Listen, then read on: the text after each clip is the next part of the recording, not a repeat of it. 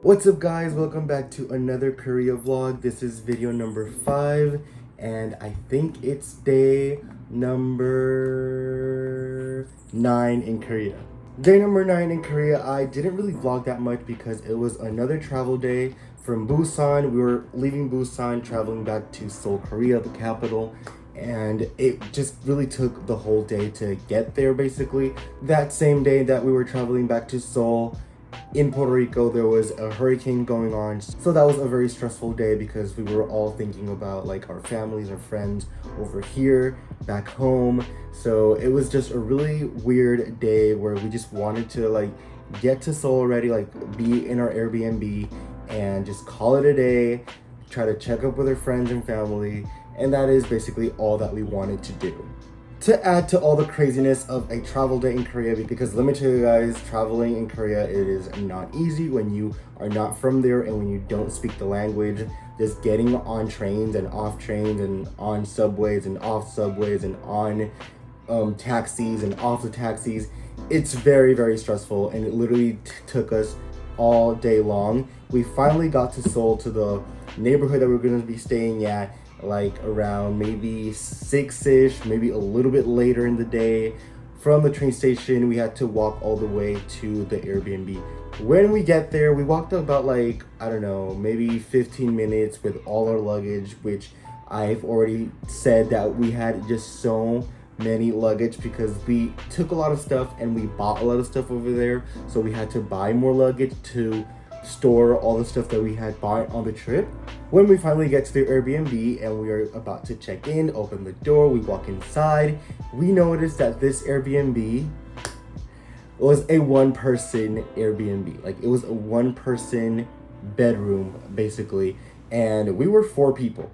So you guys can just imagine how stressful it felt to be there in that moment, because it was already late at night and we were so tired and exhausted. We just wanted to like lay down, and there was only one bed, and it was like a maybe like a queen size bed, and it basically took up the whole little apartment, and that was basically it. Like, it was so tiny. That room was maybe just a tiny bit bigger than my bedroom. It was just crazy, and we definitely could not stay there because we did not fit. We were 4 people in a 1-bedroom apartment, and there was only one bed that can maybe fit 2 people, and we were 4 again. So it was just not gonna happen. So as you can imagine, yes, that made us so anxious and stressed. We sat down and we just talked about it, and we were like, we need to get out of here. We need to move to another Airbnb in the area. And that is what we did. We tried looking for an Airbnb like last minute. We found one. It was about like 15 minutes walking distance, and it came out actually really expensive because it was such late minute that we just had to leave that Airbnb at that exact moment and just go on to the next one. And when we were leaving that Airbnb, it was kind of funny because it was like a little apartment under the main house. So there were people, like the Airbnb owners lived on top, and then they had 2 little apartments in the bottom. And they saw us leaving, and they were like, "Hey, why are you guys leaving?" Because they saw us with all the luggage, and we told them like, we're 4 people. We do not fit in that room. Like, you sold it to us. Practically, they sold it to us saying like it was for 4 people when it was actually for 1, maybe 2 max. I feel like it was very unfair. I believe we did get half our money back from that stay because we just literally did not stay there at all because we couldn't. So at least we worked that out and we got at least half of our money back, even though they should have given us a full refund because that was just impossible for us to be there. Also, the bathroom in that apartment was just awful, especially for me. The bathroom was really small in general. It had a toilet, the washing machine, and a sink. No shower, no tub. It just had a little hose on top of the sink, which you would just like get and like shower yourself, like just hold it like up here and like shower yourself. And I couldn't even do that because the ceiling of that bathroom was like right there on my head. Like that's how low it was. Like my head, I could not even do this because I would touch the ceiling, which was just wild. And then of course I could even shower if I had to hold up the shower head like this. So it was just impossible. It was never gonna work out. And I believe those bathrooms are like traditional Korean bathrooms of like how houses used to be back then. I don't know if they're that common still, so I really don't know, but I'm sorry, I can't work with those bathrooms. They're too small and I need a shower, like a proper shower or a tub. I can't just stand in the middle of a bathroom and just wet everything around because there's no like actual designated space for you to stand with the hose. It's just crazy. Anyways, we get to the next Airbnb and we get there. The Airbnb is pretty big. It's a 2-bedroom Airbnb. They have like 3 beds, like 3 queen size beds, which is really decent. They have a small little kitchen. The bathroom is awful again because it is just like the other one, but the ceilings are higher. That's the only difference. But again, it did not have a shower or a tub. You just stand in the middle of the bathroom and just like hold the shower head to your face and like shower yourself, which is awful. I can't deal with bathrooms like that. That is, I don't know, I just don't like it. So we ended up really not liking that Airbnb neither because of the bathroom, and then the beds were just so bad. Like they were so hard and it was literally like sleeping on springs because you would feel the springs just like right there on your back. It was crazy. So we ended up staying there for just a few days and then we left because we couldn't manage it either. Even though that Airbnb was so expensive, we just ended up switching. Day number 10, we were still staying in that same Airbnb, which with the really bad beds and the really bad shower. We ended up staying there for like about 4 days, I think, 3 to 4 days. I don't really remember exactly, but day number 10, we took it off really. We just rested because it was just so hectic the day before and like all this like switching Airbnbs and switching trains and subways. We just really needed that day to just stay in, decompress, relax for a little bit, and then keep on going the next day. Day number 11, this is the day that we went to Lotte World, which is a theme park. It's an indoor theme park. It's really big, really ginormous, and it was actually really fun. And it was right there in the city. It was really right in the middle of the city, which was really quick to get to. It maybe took like 10 to 15 minutes to actually get there. Arriving in Lotte World, I quickly noticed that they had a really big, like it was such a big ice skating rink right in the middle of the whole theme park. The theme park, it's very weird. This is what I didn't like about the theme park, is that it basically looked like a mall, like a really big mall, because since everything was indoors, you couldn't really tell that much like where were the rides. Like it basically looked like a mall with stores, but instead of the stores, it was an actual ride inside. It was very, very weird. I didn't really like that because it kind of looked like a maze. It was really easy to just get lost and not find the rides that you were actually looking for, because all the arrows were just pointing in every direction except the correct direction, which was so crazy. But going back to the ice skating rink, I love skating. I rollerblade like all the time. I've ice skated once before and it was years ago, probably like 10 years ago, I ice skated. So I really wanted to do ice skating this day because I knew I was going to do better than the first time that I ever ice skated, which was my first time skating in general, ice skating or rollerblading. I was about like, I don't know, maybe 13 years old and I did awful. So I was really looking forward to this day to prove that I could finally ice skate because I had learned how to rollerblade, and it's basically the same thing. Ice skating was the first thing that I wanted to do because it was empty. The ice skating was absolutely empty, so I could just like literally have it for myself because there were like maybe 3 other people in it. And this is when this day started getting very stressful again, and I feel like I was just really losing my patience with being in Korea and being around Korean people. So I'm gonna be really honest and I'm gonna be really candid about this, and I don't want you guys to take me the wrong way.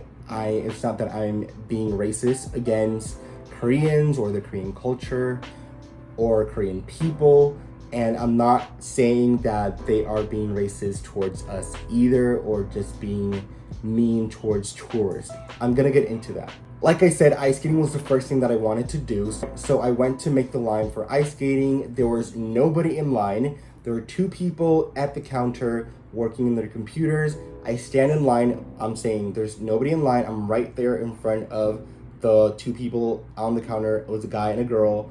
And I stand there for like about, I don't know, 5 minutes, and none of them look up from their computer and attend to me. Like, basically none of them look at me, none of them say anything. They don't say like, oh, you want to ice skate? Oh, like what, like, hi, how can I help you? Nothing at all. They don't even look at me at all.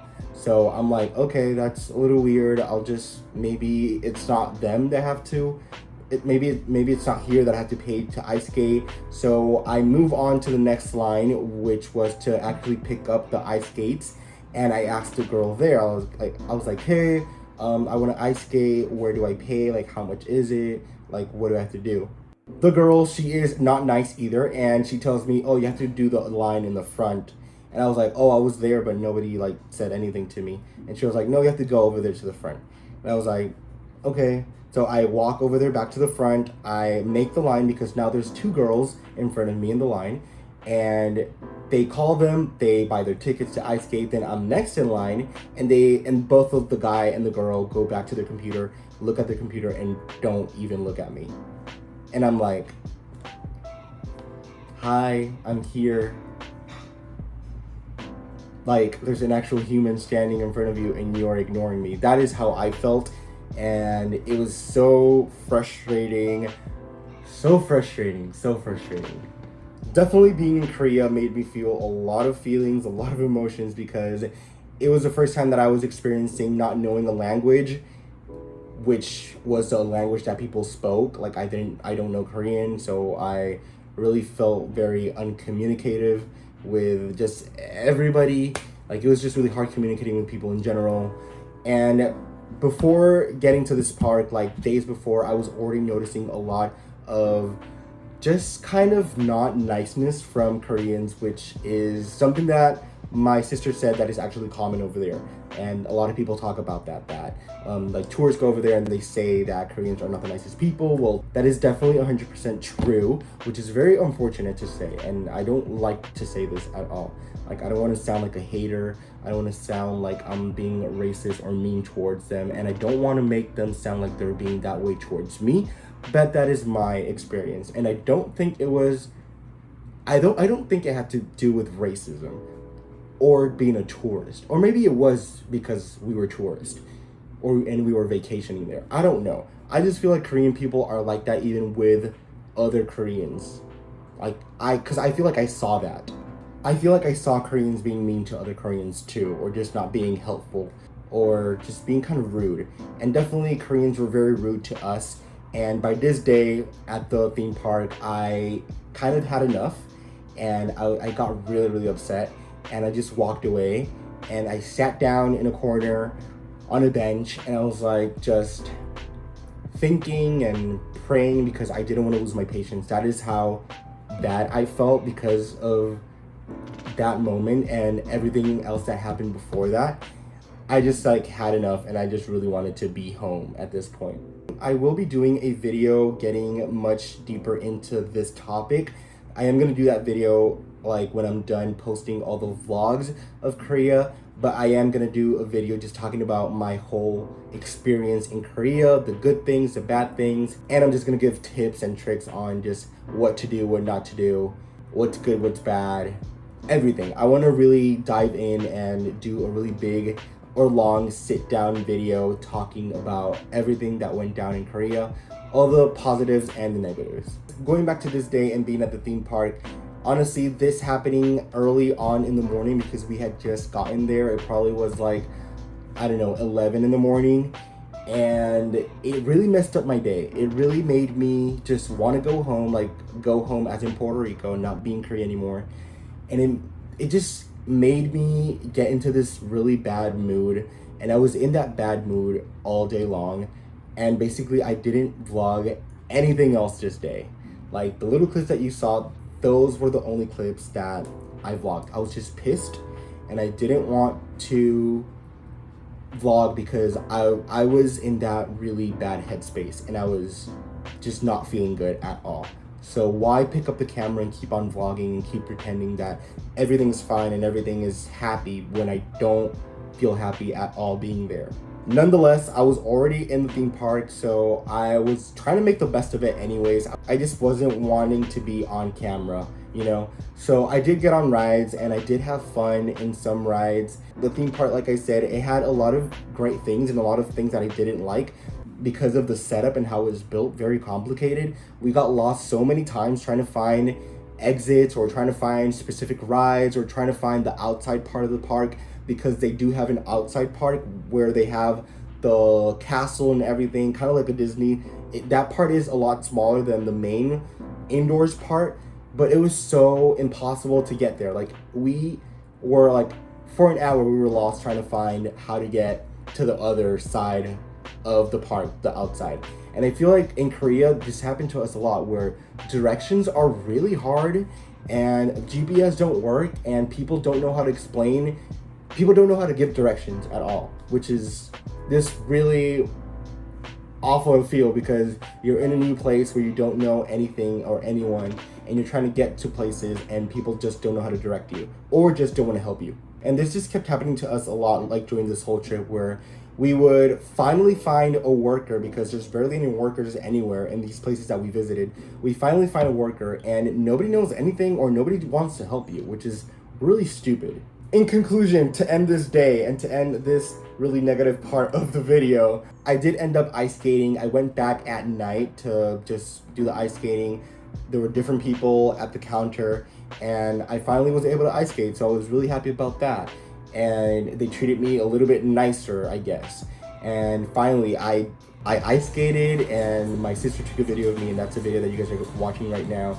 I didn't vlog because I still was pissed, so I did not want to vlog. But I had a lot of fun ice skating. It was so cheap as well, just to ice skate. It was $12 or, well, 12 won. So it might have been like, I don't know, around like $8 maybe to ice skate the whole entire day. Like, you just paid once and you could go back and get out and go back again whenever you wanted. So I would have loved to have been able to ice skate in the morning and then just do it again at night. And that is basically how we ended our day. Thank you guys so much for watching this video. If you did enjoy it, please give it a thumbs up and subscribe to the channel. There's still so much more to see of this Korea trip, so you definitely do not want to miss out on anything else. And I invite you to follow me on social media as well. On Instagram, you can follow me there. It's linked up around here on the screen, and you can see all the pictures that I took on this trip and all the little videos and reels that I took on this trip. And definitely, if you guys want to see more videos similar to this, like trip videos, there's a ton more here on this channel and on my second channel, Lost in Paradise, which I'm doing a whole rebrand and it's under construction, but you guys can also visit there. It's all linked down below. Again, thank you guys so much for watching. I will catch you guys in the next video. Bye.